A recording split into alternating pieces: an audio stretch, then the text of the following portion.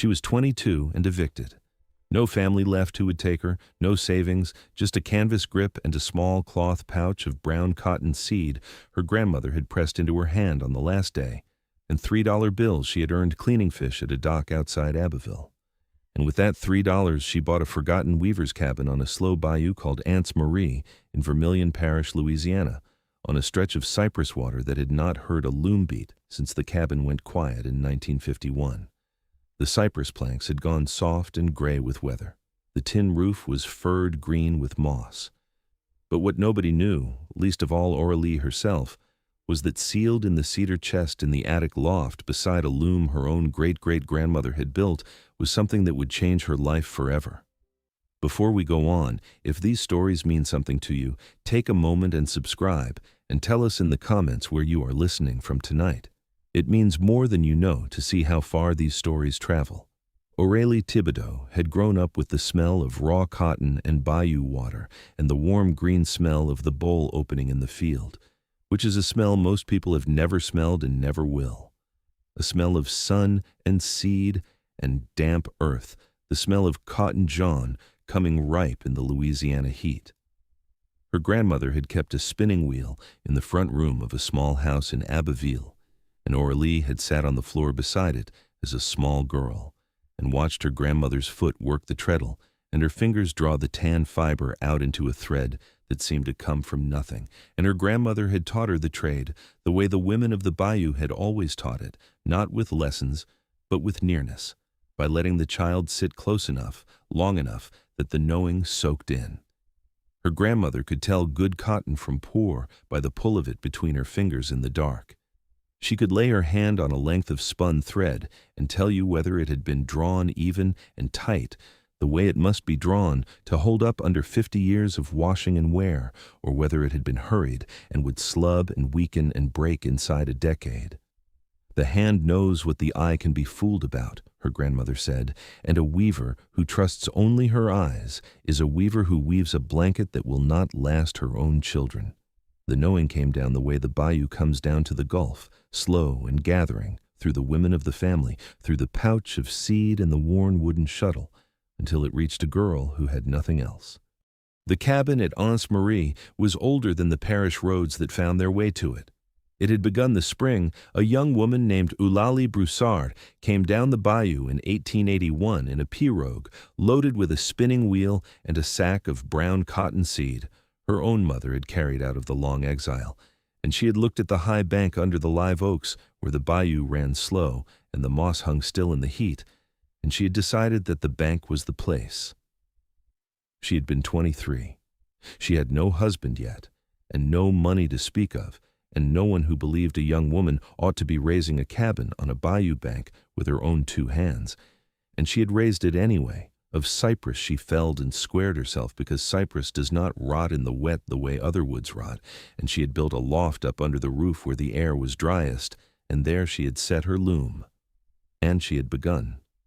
She grew the brown cotton in a patch cleared from the cane, and she carded it and spun it and wove it into the striped blankets the Acadian women had woven for 100 years, the brown cotton and the white laid in bands, and into the bed coverings and the tablecloths, and above all into the great gift the women of the bayou wove for their daughters, the dowry called the amour de maman, a mother's love, 12 blankets, and the linens beside them that a mother wove across the years of a daughter's childhood, so the girl would carry warmth into her marriage and never be cold in a house of her own.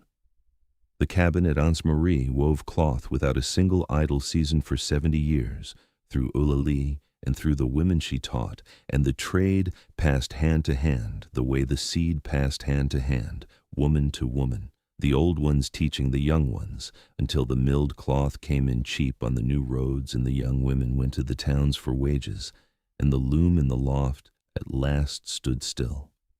Eulalie had been particular about the seed.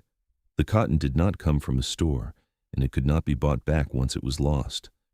It was coton jaune, the brown cotton the Acadians had carried with them out of the old country and down the long road of the exile, a seed saved and dried and passed from mother to daughter for 100 years before it ever reached the bayou. And once a family let its seed die, there was no getting it again, for it grew nowhere a person could buy it. Eulalie had kept the seed alive every single year. A handful saved dry from the best bowls and planted again in the spring, an unbroken thread of living seed running back further than any blanket. And she had told her granddaughter more than once that the seed was worth more than the loom, because a loom could be built again from cypress, but a seed once dead was dead forever.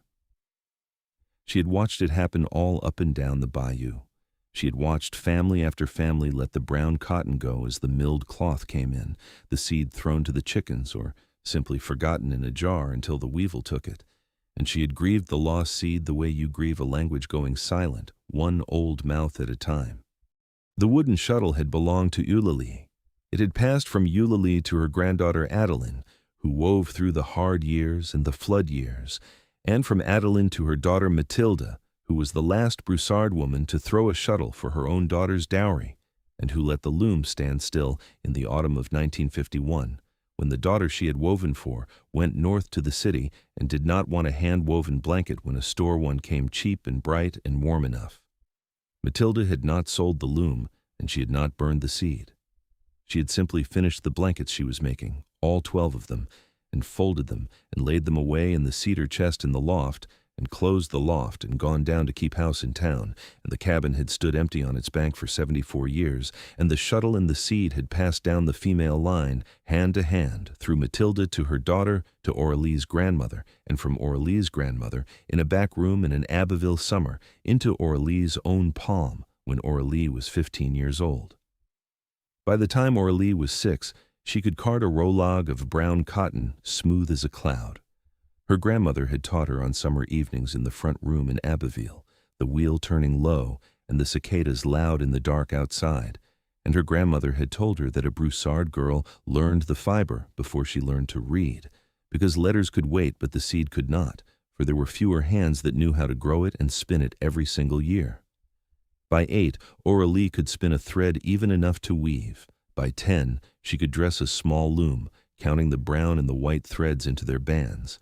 By 12, she could look at a finished blanket and tell you whether the cotton had been grown on high ground or low, because the high ground cotton came up a deeper tan and the low ground paler, the way the same grape makes a different wine on a different hill. The brown is alive, her grandmother told her. People think a thread is a dead thing. A thread is a seed that a hand planted and a sun ripened and a hand picked and a hand spun. And the color is not dye, the color grew in the bowl. You hold 100 years of saved seed in your hand when you hold a thread of true coton jaune. Mind it. In the year her grandmother died and the seed pouch came to her, Aurélie had woven her first whole blanket, brown and white in the old bands, and her grandmother had run her thin hand across it where it lay on the bed and had felt the evenness of the weave, and had said, "That is a blanket," and had said nothing more, and Aurélie had understood that this was the highest praise a Broussard woman gave, because Eulalie had said it to Adeline, and Adeline had said it to Matilda, and now it had come down to her. There was a thing her grandmother called the long love, and it was not a stitch, and it was not a measure. It was the whole patience of the trade. The amour de maman is not a blanket the way the store means a blanket, her grandmother had told her one evening at the wheel. The lamp low. The store makes a blanket in an afternoon and sells it the same day. We make 12 blankets across all the years of a daughter's growing, a little each winter, so that when she marries, she carries her mother's hands with her into the cold of a strange house. The cloth is the labor. The years are the love. You do not weave the dowry for the woman holding the shuttle. You weave it for the girl who will lie under it on a winter night far from home and feel, without knowing why, that she is not alone. The long love is the trade. The patience is the prayer. Do you understand? Aurélie had nodded. She had been 11. She had not fully understood.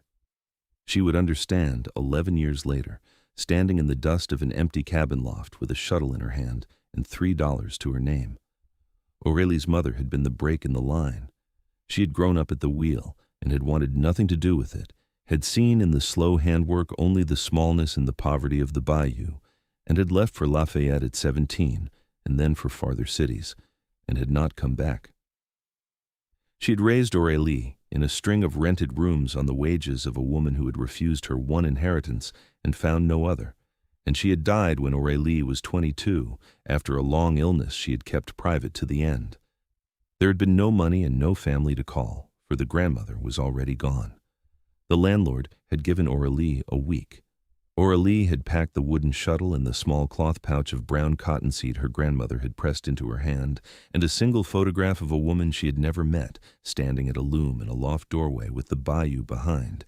And she had packed what little else there was, and she had gone south toward the bayou country, because the bayou was where her people had come from, and there was nowhere else on the earth that felt even half like home. If these stories are reaching you tonight, take a second to subscribe. It truly does help us keep making them. And tell us in the comments, was there ever a thing your family grew or made or saved that you are afraid will end with you? She had not meant to buy a cabin. She had meant only to see the bayou her grandmother had named, Aunts Marie, the water her people had come down, before she went on to wherever she was going next, which was nowhere. She had walked the parish road to where it gave out at the bank, and found a settlement half gone back to the cane and the moss, a few old houses and a little white church and the slow brown water, and she had stopped at the general store, which was the front room of a house kept open by an old man named Octave Hebert, to ask whether anyone remembered the Broussard family. The old man had looked at her a long moment over the counter. "Broussard," he said. "There has not been a Broussard weaving on this bayou since Matilda went to town when I was a young man."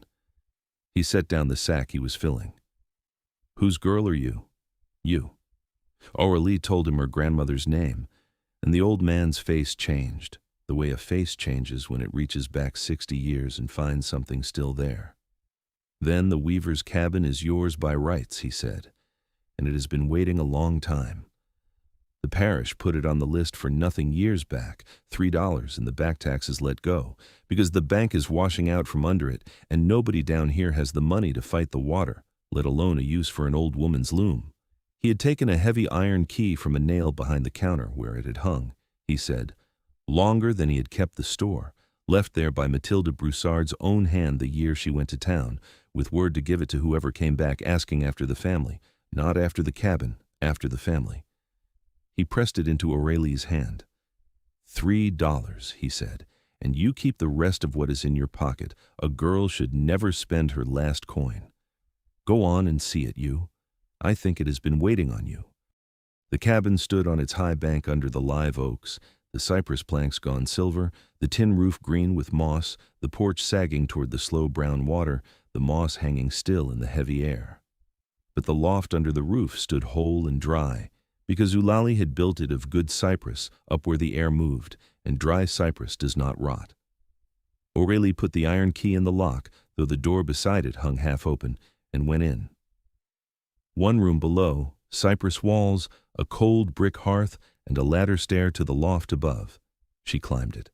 And there, in the dry loft under the roof, in the gray light through the gable window, stood the loom, the great cypress loom Eulalie had built, the joints pegged and tight, a length of brown and white cloth still on it gone soft with age, the last work of a woman who had stood up from the bench one autumn day in 1951 and not sat back down.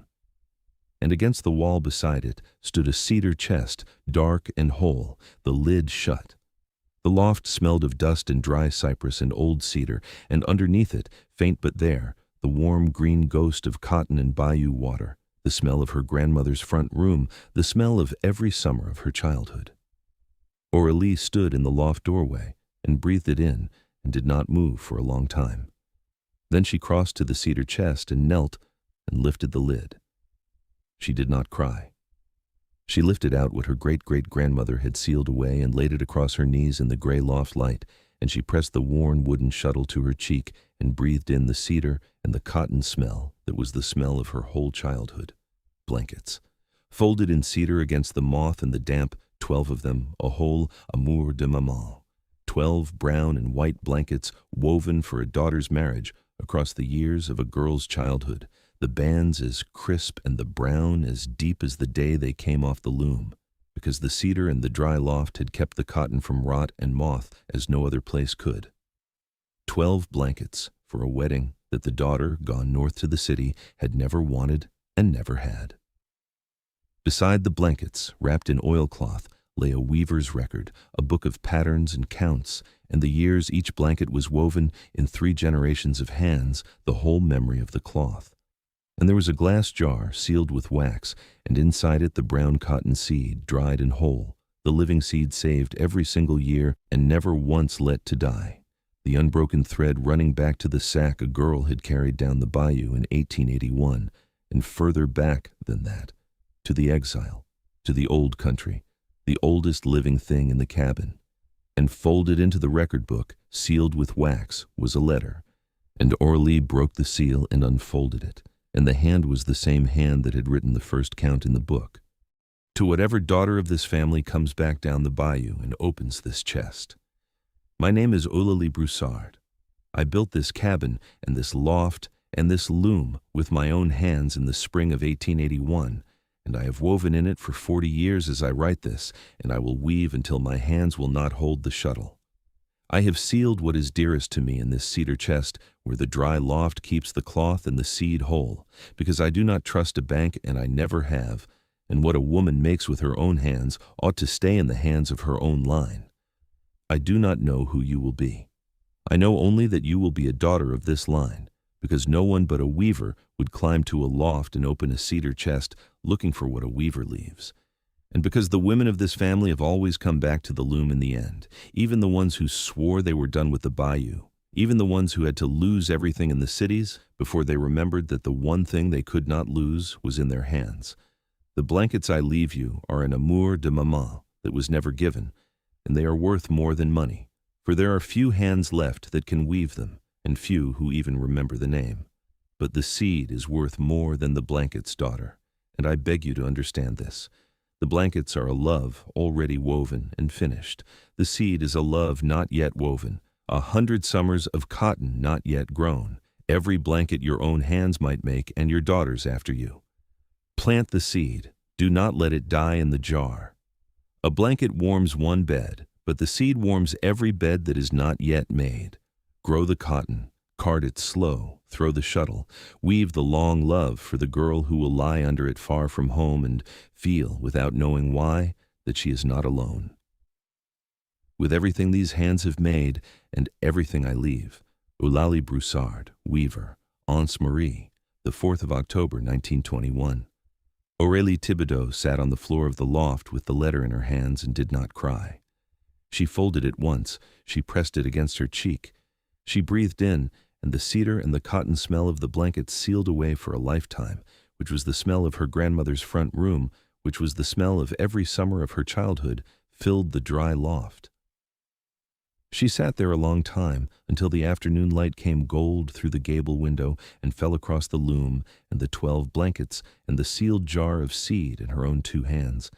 And she watched the light come, and she understood that a woman she had never met had woven 12 blankets and saved a jar of living seed for a great-great-granddaughter 5 generations away, on the simple faith that the line would hold and the loom would call one of them home.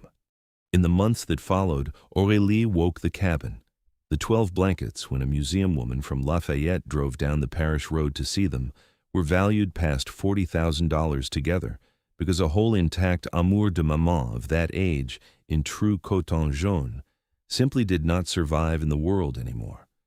But Aurélie did not sell the blankets. She sold 2, the 2 least perfect, and with the money, she had the bank shored up against the water and the roof mended and the loom set right, and she kept the other 10, because a thing a woman wove across the years of a daughter's love is not a thing to be sold by the piece. She planted the seed. That was the first thing she did, before the roof, before anything. She cleared the old cotton patch from the cane, and she planted the brown cotton seed in the spring ground, and in the heat of the summer it came up tan and living, the same seed that had come down the bayou in a pirogue in 1881, growing again on the bank where it had always grown. The bayou came back to the cabin a little at a time, the way the tide comes back up the slow water. Octave Hebert pulled down on a Sunday with a sack of okra and a jar of his own cane syrup, and stood in the loft doorway with his hat in his hands, looking at the loom as though he were in church. An old woman named Clémence Landry, who turned out to have learned to card at Mathilde Broussard's own side as a girl, came down the road on a cane and sat at the wheel and showed Aurélie the spinning draw the way it was done before the war, her old hands remembering it whole the moment the fiber was in them. A man brought down a sack of last year's cane seed and a basket of figs because he had heard there was a Broussard girl growing brown cotton again on the bank. And in the autumn, a young woman drove down from Lafayette who had heard there was someone on Anse Marie who still grew the coton jaune and could weave the old blankets, and she wanted one woven for the bed she would share when she married, and Aurélie carded the new brown cotton from her own field and spun it slow and sat down at Eulalie's loom and wove the long love. The wooden shuttle, worn smooth now by 5 generations of hands, rested in the cloth of the dressed loom where Aurélie could reach it without looking. The weaver's record lay open on a stand by the gable window, turned to the first page, the oldest count, the first blanket Eulalie ever wove in 1881. The photograph of the woman at the loom hung on the cypress wall of the loft, and beside the record, Aurélie had begun a new book in her own hand, copying the old counts out fresh and clear and writing down the planting of the seed so that it could never again be sealed in a jar and forgotten. And the first new page was the brown and white bands, and below it she had written, "Woven for a bride, from seed planted this spring, the cabin wakes." That is the thing about the trades our grandmothers tried to hand us, the ones the world found a cheaper way to do. They were never really about the thing the hands made. The weaving was never really about the blankets. The blankets were the labor, but the trade was the seed, the living brown cotton carried out of the exile and down the bayou and saved dry every single winter for 100 years, never once let to die, and the long love woven into 12 blankets across the years of a daughter's growing by a woman weaving for someone she would never meet. And when a girl loses her mother and her home, and every door in the city shuts against her, and she comes back down the bayou with $3 in a pouch of seed worn soft by the women who came before her. The trade does not die with the woman who refused it. The trade waits, sealed in a cedar chest in a dry loft on a bank above the slow brown water, kept whole by the cedar and the dry cypress air, for a daughter to come back down the bayou with empty hands, and she lifts the lid of the chest and finds the blankets and the living seed, and her hands remember what they were never quite finished being taught, because some knowing comes down through the blood the way the bayou comes down to the Gulf, slow and sure, and finds the low places and fills them. Aurélie Thibodeau was 22 years old and evicted. She had $3 to her name, and she spent it on a forgotten weaver's cabin on a slow bayou at Anse Marie, Louisiana. It was the best $3 she ever spent. If this story moved you tonight, share it with someone who needs to hear it. And tell us in the comments, what is the one thing, the one seed, the one skill you would carry down a long road to keep from dying out of the world? Thank you for being one of the people who truly listen. See you in the last warm light of the day.